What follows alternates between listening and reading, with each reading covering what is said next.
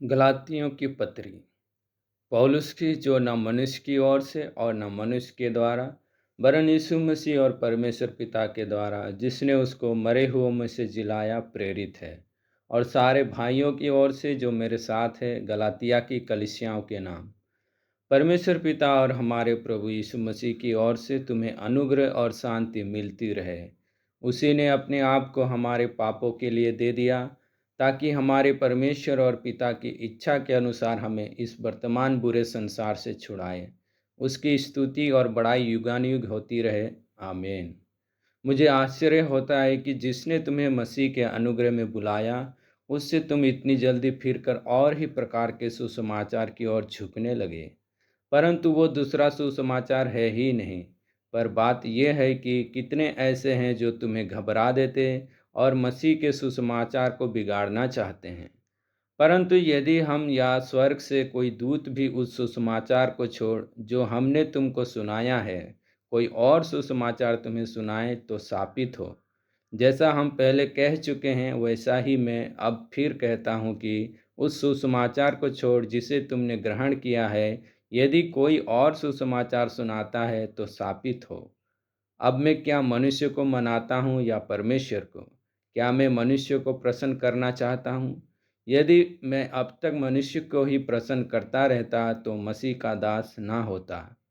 हे भाइयों, मैं तुम्हें बताए देता हूँ कि जो सुसमाचार मैंने सुनाया है वो मनुष्य क्या नहीं, क्योंकि वो मुझे मनुष्य की ओर से नहीं पहुँचा और ना मुझे सिखाया गया, पर यीशु मसीह के प्रकाशन से मिला। यहूदी मत में जो पहले मेरा चाल चलन था, उसके विषय तुम सुन चुके हो कि मैं परमेश्वर की कलीसिया को बहुत ही सताता और नष्ट करता था। अपने बहुत से जाति वालों से जो मेरी अवस्था के थे, यहूदी मत में अधिक बढ़ता जाता था और अपने बाप दादों की परंपराओं के लिए बहुत ही उत्साही था। परंतु परमेश्वर की, जिसने मेरी माता के गर्भ ही से मुझे ठहराया और अपने अनुग्रह से बुला लिया, जब इच्छा हुई कि मुझ में अपने पुत्र को प्रकट करे कि मैं अन्य जातियों में उसका सुसमाचार सुनाऊं, तो ना मैंने मांस और लहू से सलाह ली और ना यरूशलेम को उनके पास गया जो मुझसे पहले प्रेरित थे, पर तुरंत अरब को चला गया और फिर वहाँ से दमिश्क को लौट आया। फिर 3 वर्ष के बाद मैं कैफा से भेंट करने के लिए यरूशलेम गया और उसके पास 15 दिन तक रहा। परंतु प्रभु के भाई याकूब को छोड़ और प्रेरितों में से किसी से ना मिला। जो बातें मैं तुम्हें लिखता हूँ, देखो, परमेश्वर को उपस्थित जानकर कहता हूँ कि वे झूठी नहीं। इसके बाद मैं सीरिया और किलिकिया के प्रांतों में आया, पर यहूदिया की कलीसियाओं ने जो मसीह में थी मेरा मुंह कभी नहीं देखा था, परंतु यही सुना करती थी कि जो हमें पहले सताता था वो अब उसी विश्वास का सुसमाचार सुनाता है जिसे पहले नष्ट करता था, और वे मेरे विषय में परमेश्वर की महिमा करती थी। अध्याय 2। 14 वर्ष के बाद मैं बरनबास के साथ फिर यरूशलेम को गया और तीतुस को भी साथ ले गया। मेरा जाना ईश्वरीय प्रकाशन के अनुसार हुआ, और जो सुसमाचार मैं अन्य जातियों में प्रचार करता हूँ उसको मैंने उन्हें बता दिया, पर एकांत में उनको जो बड़े समझे जाते थे, ताकि ऐसा ना हो कि मेरी इस समय की या पिछली दौड़ धूप व्यर्थ ठहरे। परंतु तीतुस को भी, जो मेरे साथ था और जो यूनानी है, खतना कराने के लिए विवश नहीं किया गया। ये उन झूठे भाइयों के कारण हुआ जो चोरी से घुस आए थे, कि उस स्वतंत्रता का जो मसीह यीशु में हमें मिली है भेद लेकर हमें दास बनाएं। एक घड़ी भर उनके अधीन होना हमने ना माना, इसीलिए कि सुसमाचार की सच्चाई तुम में बनी रहे।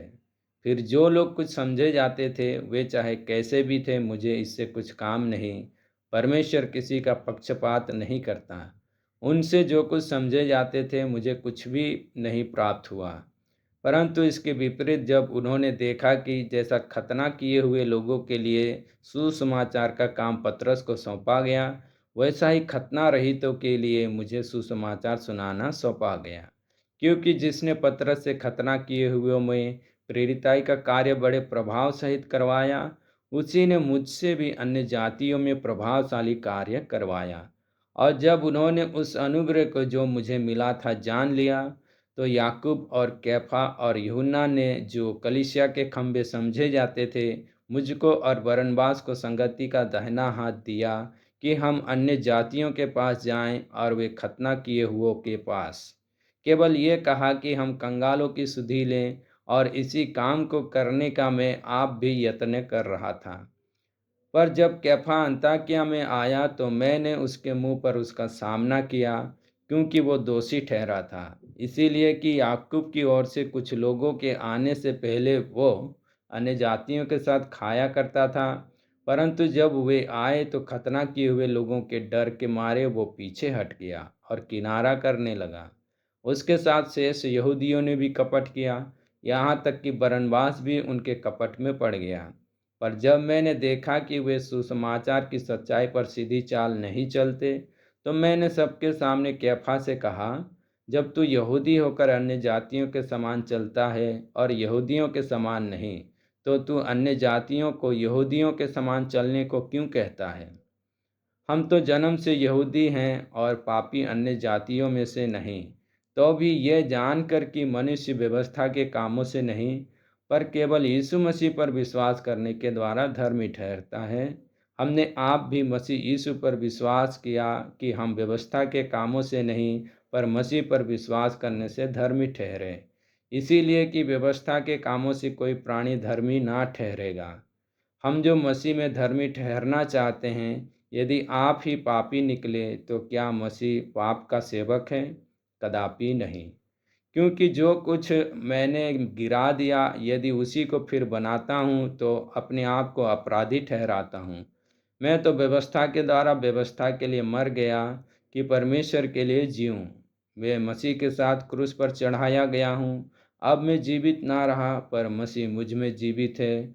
और मैं शरीर में अब जो जीवित हूँ तो केवल उस विश्वास से जीवित हूँ जो परमेश्वर के पुत्र पर है, जिसने मुझसे प्रेम किया और मेरे लिए अपने आप को दे दिया।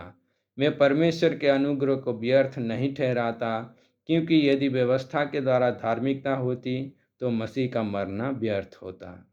अध्याय 3।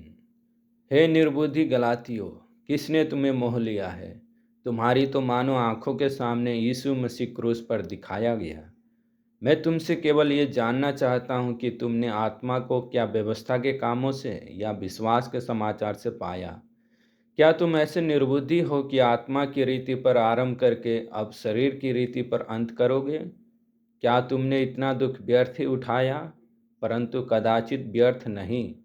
जो तुम्हें आत्मा दान करता और तुम में सामर्थ के काम करता है, वो क्या व्यवस्था के कामों से या सुसमाचार पर विश्वास से ऐसा करता है?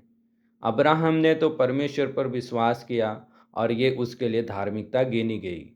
अतः ये जान लो कि जो विश्वास करने वाले हैं वो ही अब्राहम की संतान हैं। और पवित्र शास्त्र ने पहले ही से यह जान कर कि परमेश्वर अन्य जाति को विश्वास से धर्मी ठहराएगा, पहले ही से अब्राहम को ये सुसमाचार सुना दिया कि तुझमें सब जातियां आशीष पाएगी। इसीलिए जो विश्वास करने वाले हैं वे विश्वासी अब्राहम के साथ आशीष पाते हैं। इसीलिए जितने लोग व्यवस्था के कामों पर भरोसा रखते हैं वे सब शाप के अधीन हैं, क्योंकि लिखा है, जो कोई व्यवस्था की पुस्तक में लिखी हुई सब बातों के करने में स्थिर नहीं रहता वो शापित है। पर यह बात प्रकट है कि व्यवस्था के द्वारा परमेश्वर के यहाँ कोई धर्मी नहीं ठहरता, क्योंकि धर्मी जन विश्वास से जीवित रहेगा। पर व्यवस्था का विश्वास से कोई संबंध नहीं, क्योंकि जो उनको मानेगा वो उनके कारण जीवित रहेगा। मसीह ने जो हमारे लिए शापित बना, हमें मोल लेकर व्यवस्था के हिसाब से छुड़ाया, क्योंकि लिखा है, जो कोई काठ पर लटकाया जाता है वो शापित है। ये इसीलिए हुआ कि अब्राहम की आशीष मसीह यीशु में अन्य जातियों तक पहुँचे और हम विश्वास के द्वारा उस आत्मा को प्राप्त करें जिसकी प्रतिज्ञा हुई है। हे भाइयों, मैं मनुष्य की रीति पर कहता हूँ, मनुष्य की वाचा भी जो पक्की हो जाती है तो ना कोई उसे टालता है और ना उसमें कुछ बढ़ाता है। अतः प्रतिज्ञाएं अब्राहम को और उसके वंश को दी गई।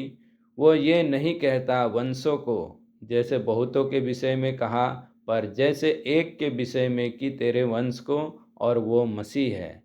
पर मैं ये कहता हूँ, जो वाचा परमेश्वर ने पहले से पक्की की थी उसको व्यवस्था 430 वर्ष के बाद आकर नहीं टाल सकती कि प्रतिज्ञा व्यर्थ ठहरे। क्योंकि यदि मीरास व्यवस्था से मिली है तो फिर प्रतिज्ञा से नहीं, परंतु परमेश्वर ने अब्राहम को प्रतिज्ञा के द्वारा दे दी है। तब फिर व्यवस्था क्यों दी गई? वो तो अपराधों के कारण बाद में दी गई कि उस वंश के आने तक रहे जिसको प्रतिज्ञा दी गई थी, और वो स्वर्गदूतों के द्वारा एक मध्यस्थ के हाथ ठहराई गई। मध्यस्थ तो एक का नहीं होता, परंतु परमेश्वर एक है। तो क्या व्यवस्था परमेश्वर की प्रतिज्ञाओं के विरोध में है? कदापि नहीं।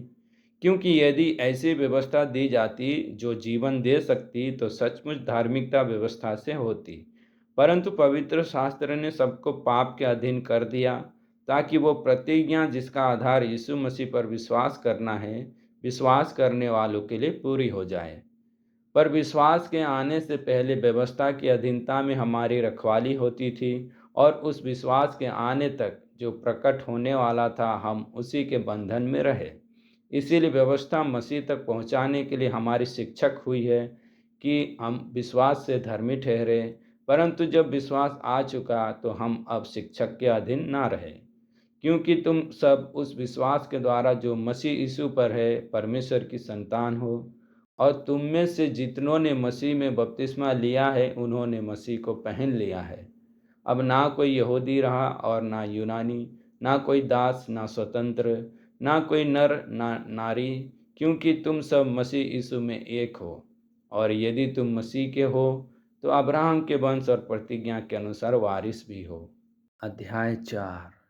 मैं ये कहता हूँ कि वारिस जब तक बालक है, यद्यपि सब वस्तुओं का स्वामी है, तो भी इसमें और दास में कोई भेद नहीं, परंतु पिता के ठहराए हुए समय तक संरक्षकों और प्रबंधकों के बस में रहता है।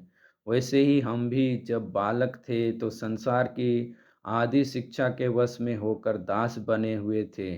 परंतु जब समय पूरा हुआ तो परमेश्वर ने अपने पुत्र को भेजा जो स्त्री से जन्मा और व्यवस्था के अधीन उत्पन्न हुआ, ताकि व्यवस्था के अधीनों को मोल लेकर छुड़ा ले और हमको लेपालक होने का पद मिले। और तुम जो पुत्र हो, इसीलिए परमेश्वर ने अपने पुत्र के आत्मा को, जो हे अब्बा हे पिता कहकर पुकारता है, हमारे हृदय में भेजा है। इसीलिए तू अब दास नहीं परंतु पुत्र है, और जब पुत्र हुआ तो परमेश्वर के द्वारा वारिस भी हुआ। पहले तो तुम परमेश्वर को ना जानकर उनके दास थे जो स्वभाव से परमेश्वर नहीं, पर अब जो तुमने परमेश्वर को पहचान लिया, वरन परमेश्वर ने तुमको पहचाना, तो उन निर्बल और निकम्मी आदि शिक्षा की बातों की ओर क्यों फिरते हो, जिनके तुम दोबारा दास होना चाहते हो? तुम दिनों और महीनों और नियत समयों और वर्षों को मानते हो। मैं तुम्हारे विषय में डरता हूँ, कहीं ऐसा ना हो कि जो परिश्रम मैंने तुम्हारे लिए किया है वो व्यर्थ ठहरे। हे भाइयों, मैं तुमसे विनती करता हूँ, तुम मेरे समान हो जाओ, क्योंकि मैं भी तुम्हारे समान हो गया हूँ। तुमने मेरा कुछ बिगाड़ा नहीं।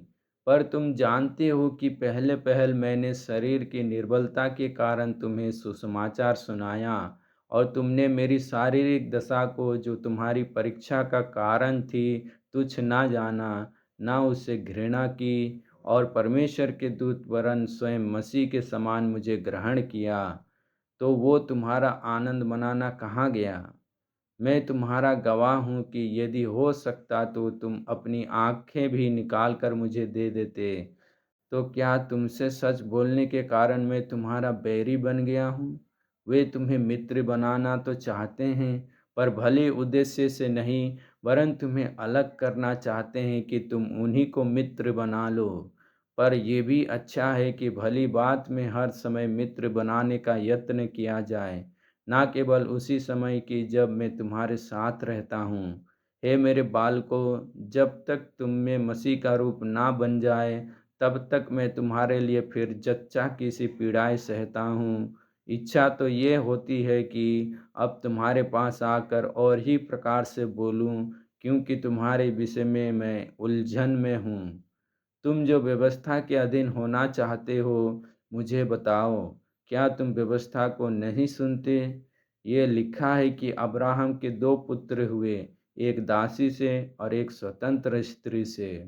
परंतु जो दासी से हुआ वो शारीरिक रीति से जन्मा, और जो स्वतंत्र स्त्री से हुआ वो प्रतिज्ञा के अनुसार जन्मा। इन बातों में दृष्टांत है। ये स्त्रियां मानो दो वाचाएं हैं। एक तो सीने पहाड़ की, जिससे दास ही उत्पन्न होते हैं, और वो हाजिरा है। और हाजिरा मानो अरब का सीने पहाड़ है, और आधुनिक यरूशलेम उसके तुल्य है, क्योंकि वो अपने बालकों समेत दासत्व में है। पर ऊपर की यरूशलेम स्वतंत्र है, और वो हमारी माता है, क्योंकि लिखा है, हे बाँझ, तू जो नहीं जनती आनंद कर, तू जिसको पीड़ाएँ नहीं उठती गला खोल कर जय जयकार कर, क्योंकि त्यागी हुई की संतान सुहागिन की संतान से भी अधिक है। हे भाइयों, हम इसहाक के समान प्रतिज्ञा की संतान हैं। और जैसा उस समय शरीर के अनुसार जन्मा हुआ आत्मा के अनुसार जन्मे हुए को सताता था, वैसा ही अब भी होता है। परंतु पवित्र शास्त्र क्या कहता है? दासी और उसके पुत्र को निकाल दे, क्योंकि दासी का पुत्र स्वतंत्र स्त्री के पुत्र के साथ उत्तराधिकारी नहीं होगा। इसीलिए है भाइयों, हम दासी के नहीं परंतु स्वतंत्र स्त्री की संतान हैं। अध्याय 5। मसीह ने स्वतंत्रता के लिए हमें स्वतंत्र किया है।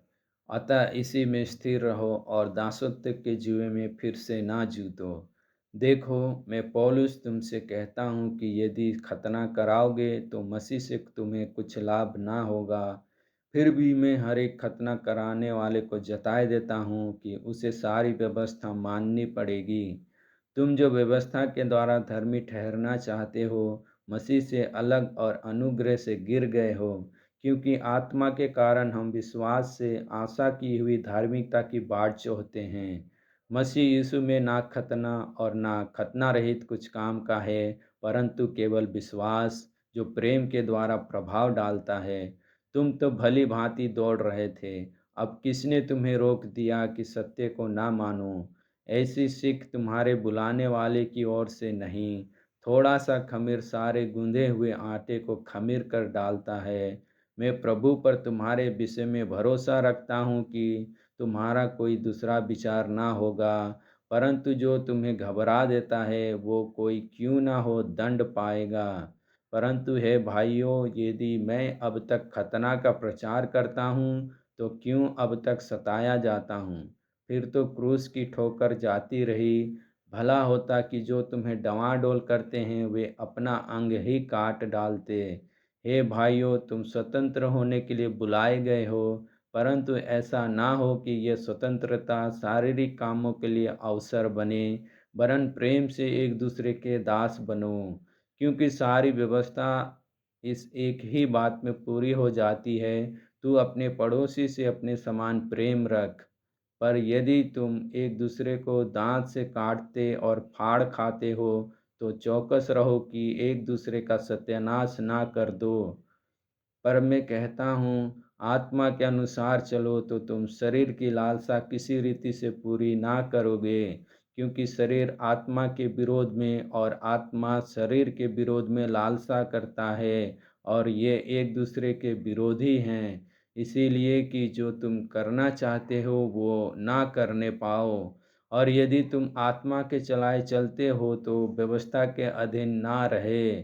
शरीर के काम तो प्रकट हैं, अर्थात व्यभिचार, गंदे काम, लुचपन, मूर्ति पूजा, टोना, बैर, झगड़ा, ईर्ष्या, क्रोध, विरोध, फूट, विधर्म, डाह, मतवालापन, लीला क्रीड़ा और इनके जैसे और काम है। इनके विषय में मैं तुमसे पहले से कह देता हूँ, जैसा पहले कह भी चुका हूँ, कि ऐसे ऐसे काम करने वाले परमेश्वर के राज्य के वारिस ना होंगे।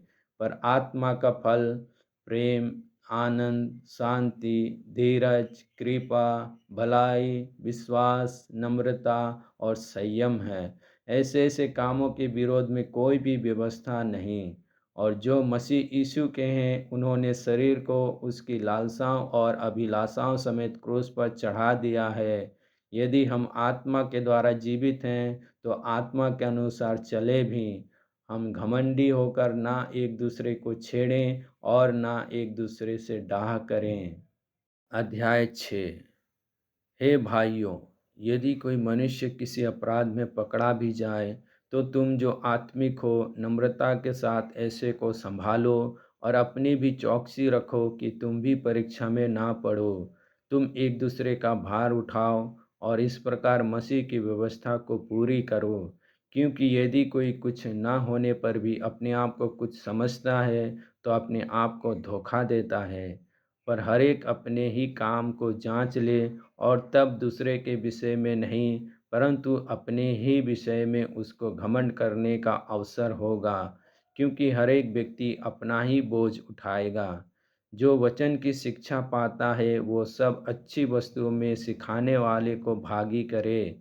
धोखा ना खाओ, परमेश्वर ठट्टों में नहीं उड़ाया जाता। क्योंकि मनुष्य जो कुछ बोता है वो ही काटेगा।